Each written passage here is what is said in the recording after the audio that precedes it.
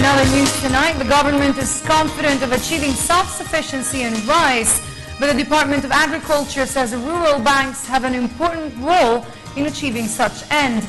The Abando.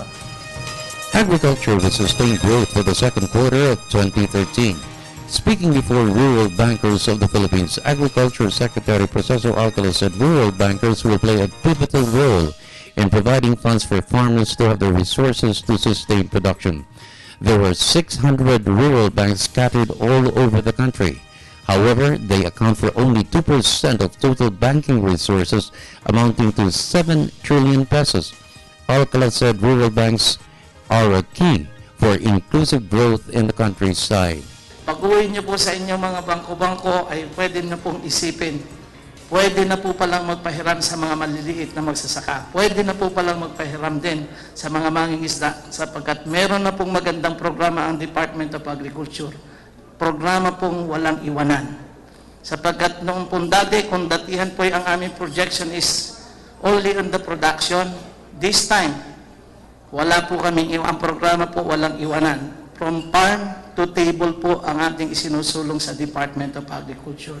Hindi po namin pinababayaan na magsasaka at mangingisda na sila na ang bahala pagkatapos magkakuha ng kanilang production. This time, kasama po ang buong kagawaran. Alcala stressed more funding for farmers will enhance the government's self-sufficiency rice by next year. This means no more rice importations. Corn production is also up. Siguro nga po ay mas mabilis at mas mararamdaman ng ating mga mamamayan yung pong sinasabing inclusive growth. Inclusive growth, ito po lagi ang sinasabi. Ngunit sana po ay maunawaan din ng ating mga kababayan. Sana po ay maging katulong po namin kayo sa pagpapaliwanag na ang ating pong kagawaran, ang ating pong pamahalaan ay hindi po tumitigil sa pagbibigay ng pangangailangang infrastruktura. Ito po yung pangunahing pangangailangan. Kahit po anong ganda ng produksyon, kahit po anong ganda ng ating naaani sa ating lupain, kung ito po ay ang laki ng gastos para hindi maiayos, pag hindi po naiayos yung farm to market road, ang laki po ng gastos para pamasahe, para dalahin sa bayan. Kakulangan po doon sa kanilang magiging neto sa kanilang bulsa. A major boost in agricultural productivity is the recovery of fishing.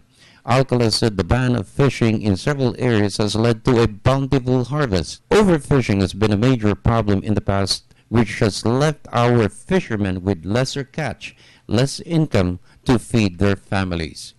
5.5% na po ang accomplishment ng pangisdaan natin. Hindi po rin ito hindi rin po ito nangyari nang dahil sa walang ginawa. Kundi for the past 2 years na po. Ununa po natin na mabuti, andito po yung mga taga-Dipolog. Sila pang unang nakipag-participate sa atin. Isinarado po natin ang pangisdaan ng December, January, and February. And last year po, kasi naman na rin po natin yung Visayan Seas. At just by doing that, pinabayaan po nating mangitlog yung pong mga isda o mga tamban. At lately po nakita po natin, pangalagaan lang po pala natin ang ating mahal na kabuhayan. Ang laki po ng maibabalik po sa ating kabuhayan. For the People's Television Network, this is Freddy Abando reporting.